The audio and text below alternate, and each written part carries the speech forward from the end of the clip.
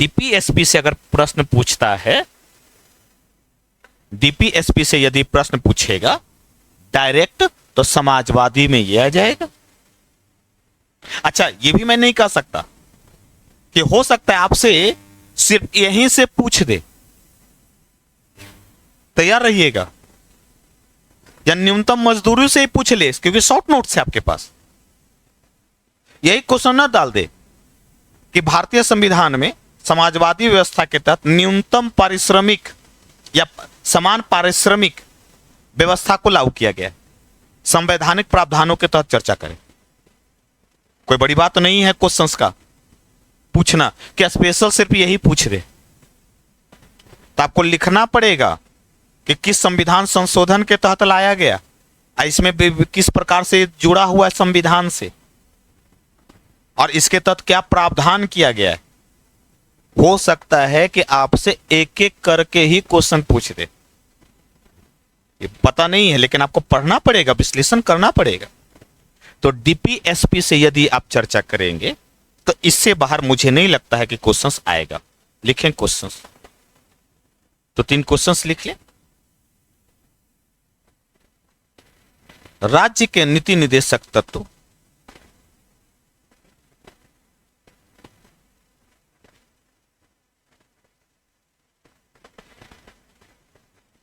आर्थिक एवं सामाजिक न्याय को स्थापित करने का प्रयास करता है।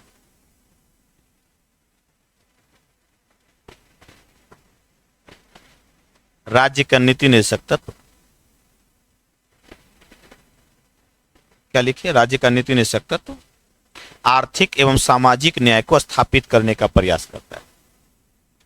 इस संबंध में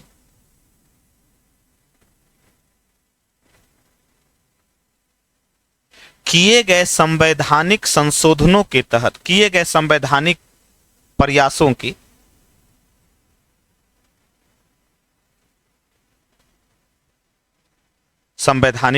की आलोचनात्मक समीक्षा कीजिए। अच्छा, यहां संवैधानिक प्रयास बोल रहा है, योजनागत प्रयास नहीं बोल रहा है। तो यानी कौन कौन से संवैधानिक प्रयास किए गए हैं, यानी कौन कौन से कानून बने हैं? तो भूमि सुधार, समान पारिश्रमिक, आर्थिक एवं सामाजिक है, तो सामाजिक में यह भी तो आएगा। ठीक है, आर्थिकी में यह भी तो आएगा। इसलिए क्वेश्चन समझिएगा, क्वेश्चन करा आर्थिक और सामाजिक है। जब इस तरीके का क्वेश्चन आएगा ना, तो पहले तोड़िएगा। मैं लेखन का तरीका बता रहा हूं, कैसे लिखेंगे किसी भी क्वेश्चन को। क्वेश्चन क्या करता है? डीपीएसपी आर्थिक एवं सामाजिक न्याय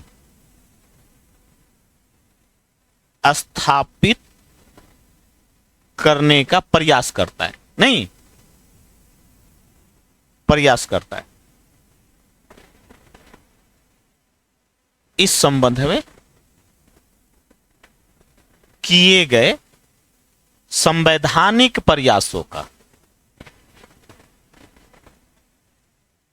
का आलोचनात्मक समीक्षा करें, यही ना है। अब जब भी होगा ना, तब पहले क्वेश्चंस को देखिए, क्वेश्चंस कहना क्या चाहता है। डायरेक्ट लिखना मत शुरू कर दीजिएगा, पॉइंट तैयार कीजिए, क्वेश्चंस कहना क्या चाहता है। साफ कह रहा है, इस पॉइंट में साफ कह रहा है कि डीपीएसपी है, आर्थिक और सामाजिक न्याय की बात करता है। आर्टिकल 38 यही है ना, प्रयास करता है। किए गए संवैधानिक प्रयास कौन सा है? कौन कौन से संवैधानिक प्रयास किए गए, वह प्रयास कितना सफल रहा है? आलोचनात्मक क्रिटिकल एनालिसिस है, कितना सफल रहा है। जब इस कुछ ना हिडन रहता है, आलोचनात्मक मतलब पक्ष भी बताना है और आप उसका क्रिटिकल एनालिसिस करना है। अब तोड़िए, जब भी टूटेगा क्वेश्चन तो 3 भागों में टूटेगा। जब भी टूटेगा तो 3 भागों में टूटेगा। पहला टूटेगा आपका भूमिका, दूसरा क्या टूटेगा, विषय वस्तु, और तीसरा क्या होगा, निष्कर्ष। नहीं, अब मैं भूमिका आप क्या बताएंगे, तो डीपीएसपी के संबंध में भूमिका बताएंगे, आर्टिकल 38 का उल्लेख करते हुए बताएंगे। विषय वस्तु में क्या क्या कौन कौन से संवैधानिक प्रावधान किए गए, कौन कौन से संवैधानिक प्रावधान। आप तो समाजवादी व्यवस्था को लागू करने के लिए कौन से संवैधानिक प्रावधान, भूमि सुधार, प्रथम संविधान संशोधन, देखिए तो प्रथम संविधान संशोधन, पॉइंट अपने आप आ रहा है। न्यूनतम मजदूरी अधिनियम क्या कर रहा है, आर्थिक और सामाजिक, इसी पर जोर देंगे, राजनीतिक न्याय नहीं बोल रहे हैं यहां पे, आर्थिक और सामाजिक बोल रहे हैं, क्लियर। और साफ कर रहा है संवैधानिक प्रयास कौन से हुए, यानी कौन कौन से नियम बने हैं, अधिनियम का निर्माण हुआ है। तो न्यूनतम मजदूरी अधिनियम, समान पारिश्रमिक अधिनियम, नहीं आ जाएगा, पीडीएस कानून थोड़े ना है, पीडीएस तो योजना है, यहां संवैधानिक प्रयास बोल रहा है, क्लियर। इसके अतिरिक्त आप और कौन सा देंगे, तो समाज सफिशिएंट है आर्थिकी वाले में, समान कार्य समान वेतन नहीं है, सामाजिक में एससी एसटी और ओबीसी के लिए के विकास के लिए नई अधिनियम है, एससी एसटी अधिनियम, और पिछड़े वर्गों को मुख्य धारा में जोड़ने के लिए अभी हाल ही में संशोधन हुए हैं ना, क्लियर। मुख्य धारा में पिछड़े वर्गों को जोड़ने के लिए संशोधन 15(4) में जोड़ा गया था ना, 15(4) बोल रहा, 15(5) जोड़ा गया था, 15(6) तो आर्थिकी वाला है ना, 15(5) है, क्लियर। तो उसके लिए विकास नहीं है, सामाजिक आर्थिक। और सामाजिक में क्या, तो स्वास्थ्य को बढ़ावा देने के लिए नहीं है, तो वो तो योजना आ गया ना, स्वास्थ्य वाला तो योजना आ गया।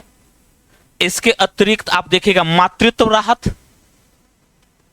अभी नहीं हुए, ठीक है, तो मातृत्व राहत।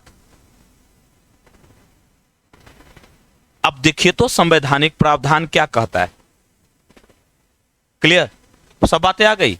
तो शुरुआत कैसे करेंगे, तो शुरुआत तो भूमिका से होगी, तो कहां से लिखेंगे। भारतीय संविधान निर्माताओं ने लोक कल्याणकारी व्यवस्था को स्थापित करने के लिए, ठीक है, तो लोक कल्याणकारी व्यवस्था को स्थापित करने हेतु सामाजिक एवं आर्थिक न्याय को बढ़ावा देने के लिए संविधान के भाग 4 के अनुच्छेद 38 में आर्थिक एवं सामाजिक न्याय को स्थापित किया है, नहीं, जिससे प्रभावित होकर सरकार द्वारा, मैं सरकार शब्द बोल रहा हूं, सरकार द्वारा समय समय पर इस संबंध में कानून का या अधिनियम का निर्माण किया गया है, जिसका मुख्य उद्देश्य लोक कल्याणकारी राज्य को स्थापित करना है। इन जिसे निम्न रूपों में देखा जा सकता है। अब इसका विस्तार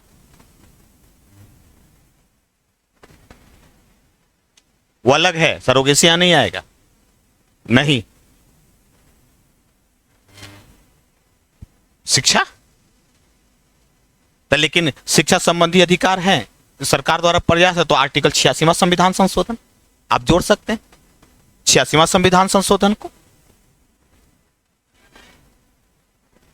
86वां तो काम का अधिकार नहीं है, तो आजीविका का साधन की बात तो करता है ना, आजीविका का अधिकार आर्टिकल 39 में आजीविका का दिया गया ना, आजीविका के लिए प्रयास करेगा सरकार, मनरेगा, मनरेगा अधिनियम 2009 नहीं आ जाएगा। तो ये सारा कहां आ गया, अब दिमाग खुल रहा है कि इसमें क्या क्या पॉइंट आएंगे, सब आपको पता है, बस आपको लिंक करने आना चाहिए।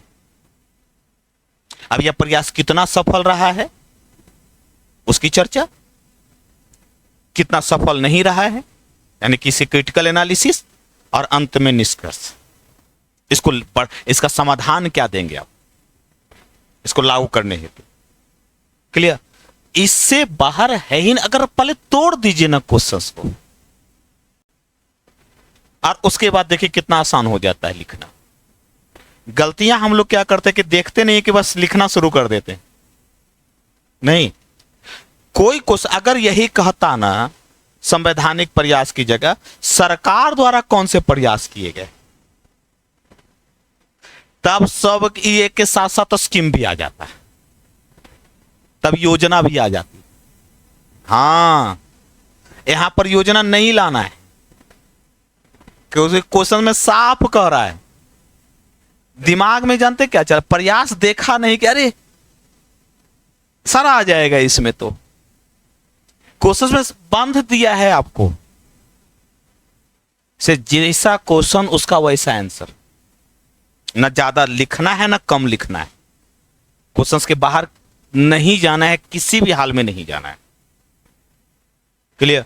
तो कह रहा है संवैधान, तो संवैधानिक प्रयास की ना चर्चा करेंगे। तो देखिए तो लिखे हैं कि नहीं लिखे हैं सारा संवैधानिक प्रयास। क्लियर?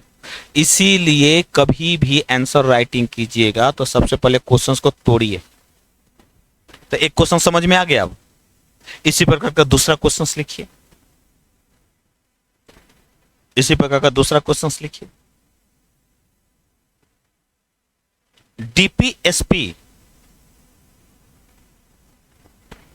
डीपीएसपी गांधीवादी एवं उदारवादी व्यवस्था से प्रभावित नजर आता है। डीपीएसपी गांधीवादी एवं उदारवादी व्यवस्था से प्रभावित नजर आता है।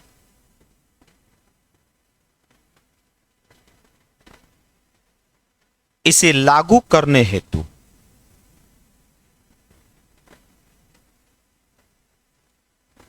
सरकार द्वारा कौन कौन से प्रयास किए गए?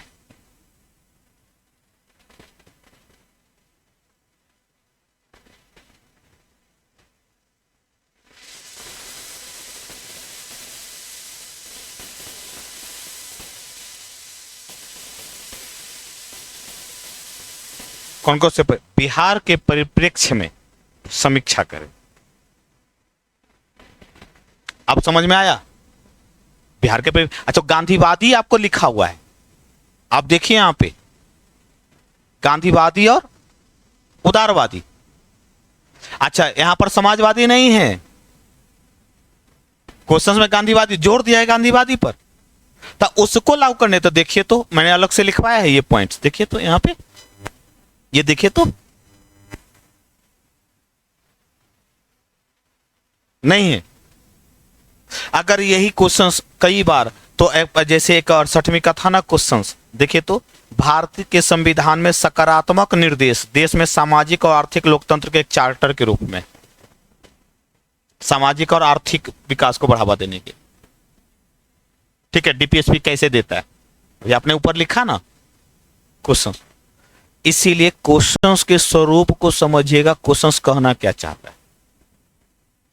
कभी कभी आपसे एक प्रश्न होता है कि फंडामेंटल राइट्स और डीपीएसपी तुलनात्मक अध्ययन।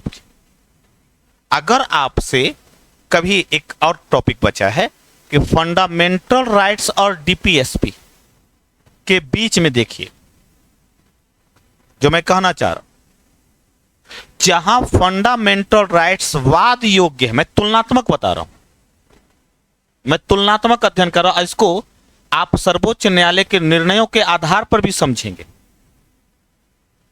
कि डीपीएसपी और फंडामेंटल राइट्स एक दूसरे का पूरक है, एक दूसरे के बिना दोनों अधूरा है। सर्वोच्च न्यायालय के निर्णयों के आधार पर समीक्षा करें। अगर क्वेश्चन पूछ दिया तो उस समय तो दिमाग काम करना बंद कर देता है। ठीक है, तब पहले डीपीएसपी फंडामेंटल राइट्स को समझिए, कहना क्या चाहता है। जहां फंडामेंटल राइट्स वाद योग्य है, ध्यान रखिएगा, फंडामेंटल राइट्स बाध्यकारी है, व्यक्ति को प्रदान है, व्यक्ति को प्रदान है फंडामेंटल राइट्स। क्लियर? और साथ ही कि फंडामेंटल राइट्स के खिलाफ आप कोर्ट में तो जा ही सकते हैं, नकारात्मक स्वरूप का है। नकारात्मक स्वरूप इस रूप में फंडामेंटल राइट्स है कि सरकार पर नियंत्रण स्थापित करता है, विकास प्रक्रिया को रोकने का कार्य कर सकता है। क्लियर? क्योंकि व्यक्ति को, अगर व्यक्ति का फंडामेंटल राइट्स का उल्लंघन होगा तो सीधा विकास प्रक्रिया अवरुद्ध हो जाएगी। और मैं इसका उदाहरण भी देता हूं कि चंपकन दोराइजन मामला में या अन्य मामला में, गोलकनाथ मामले में फंडामेंटल राइट्स का उल्लंघन नहीं कर सकते आप। फंडामेंटल राइट्स बहुत प्रमुख है। और डीपीएसपी को लागू करने के लिए कि आप चाहते हैं कि नहीं डीपीएसपी की व्यवस्था को लागू करना है, इसलिए फंडामेंटल राइट्स का उल्लंघन हो जाएगा, तो डीपीएसपी की अपेक्षा फंडामेंटल राइट्स को सुप्रीम कोर्ट ज्यादा महत्व देता है। क्लियर? अच्छा, यहां पर देखिए, वाद योग्य नहीं है,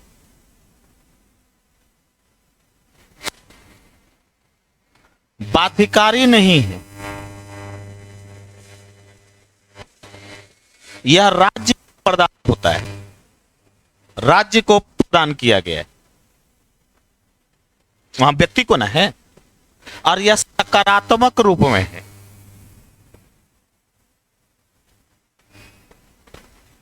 यानी कि यह राज्य को कहता है कि आप विकास करने के लिए कार्य करें। यह सकारात्मक निर्देश के रूप में, यही क्वेश्चन था, यहां से पूछा गया था। क्लियर? यह सकारात्मक रूप में है कि राज्यों को कहता है कि आप जो है लोक कल्याण करने के लिए, लोक कल्याण के लिए कार्य करें, कानून का निर्माण करें, विकास करें। सरकार एक तरफ कहती है कि देखिए जी, हम रोड बनाएंगे तो लोग की जमीन जाएगी, लोग की जमीन जाएगी, रोड बनाएंगे तो हम कोई कार्य करेंगे तो लोग का जमीन जाएगा, हो सकता है किसी व्यक्ति को नुकसान भी हो। ठीक है, तो किसी का फंडामेंटल राइट्स का उल्लंघन हो सकता है, और हमको समाजवादी व्यवस्था, हमको लोग का कल्याण भी करना है। और यदि व्यक्ति का फंडामेंटल राइट्स का उल्लंघन होता है तो व्यक्ति तो चला जाएगा कोर्ट में। इसी को लेकर के कई विवाद हुए, चाहे 1951 में चंपकम दोराइजन बनाम मद्रास राज्य मामला हो, चाहे गोलकनाथ मामला हो,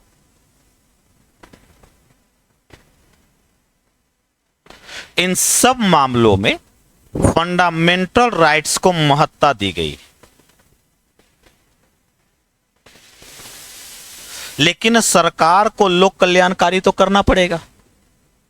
सरकार यदि लोक कल्याणकारी अवधारणा को स्थापित नहीं करेगी तो असमानता न पनप जाएगी, सरकार को तो करना पड़ेगा। इसीलिए सरकार ने डीपीएसपी को लागू करने के लिए, डीपीएसपी लागू करने के लिए ही 24वां संविधान संशोधन किया था और कहा कि हम समाजवादी लोक कल्याणकारी अर्थव्यवस्था से प्रभावित, और लोक का हमको विकास करना है। इसलिए मेरे पास 368 है और 368 के तहत मैं संविधान के किसी भी भाग में संशोधन कर सकता हूं, किसी भी भाग में संशोधन कर सकता हूं। यहां पर फंडामेंटल राइट्स को महत्ता दी गई थी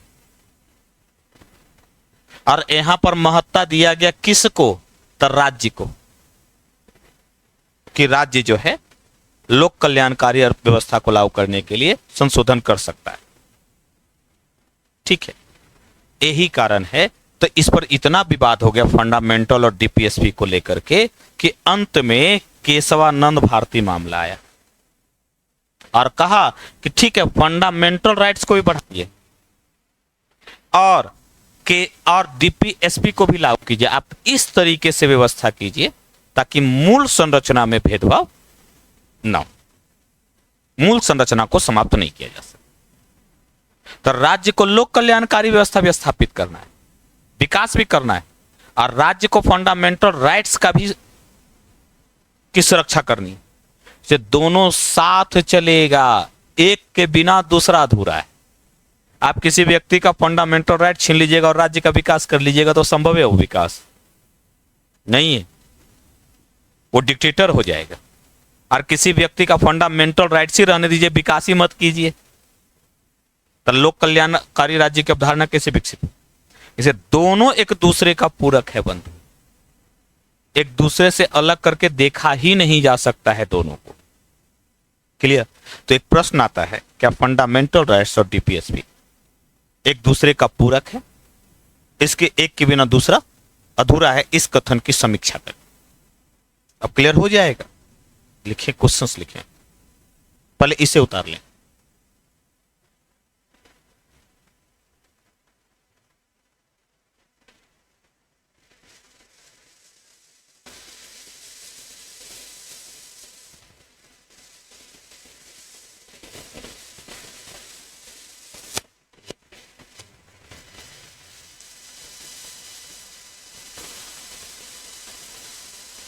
अब डीपीएसपी क्लियर हुआ?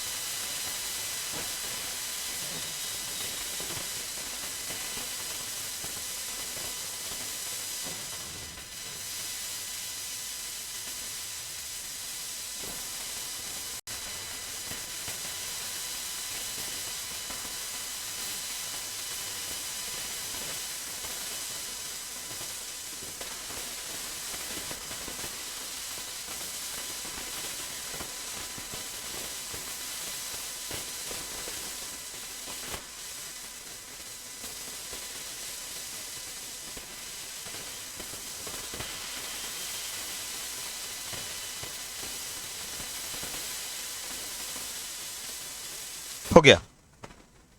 अब ये भी वाला मामला लिख लीजिए,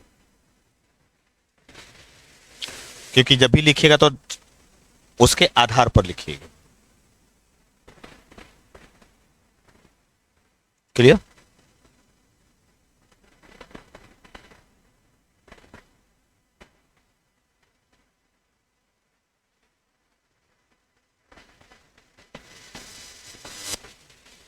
क्वेश्चंस कैसे पूछा जा सकता है? लिखिए क्वेश्चन। हो गया, ये उतार लिया।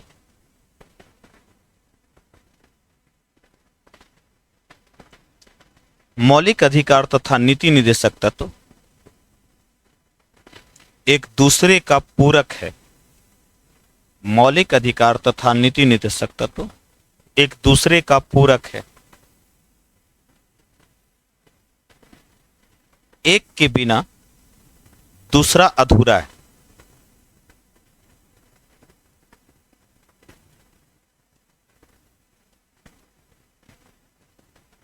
एक के बिना दूसरा अधूरा है। इस कथन की समीक्षा करें।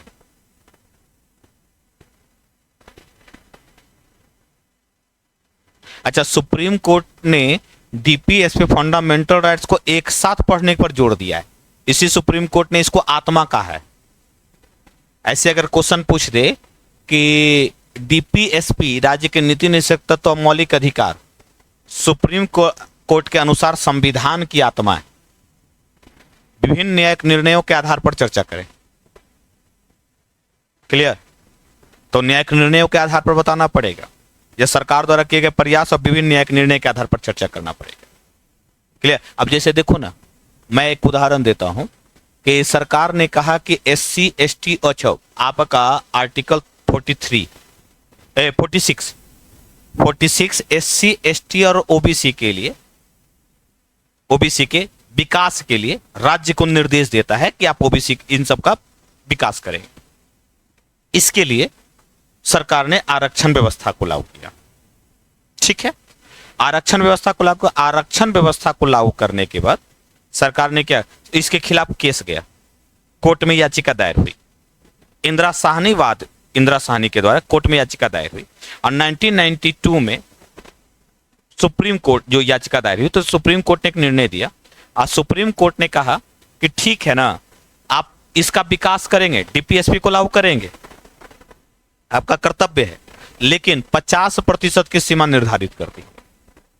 किसी व्यक्ति के मूल अधिकार को आप खत्म नहीं करेंगे, किसी व्यक्ति को आप असमानता क्रिएट नहीं कर देंगे। दोनों व्यवस्था साथ साथ चल रही है कि नहीं चल रही।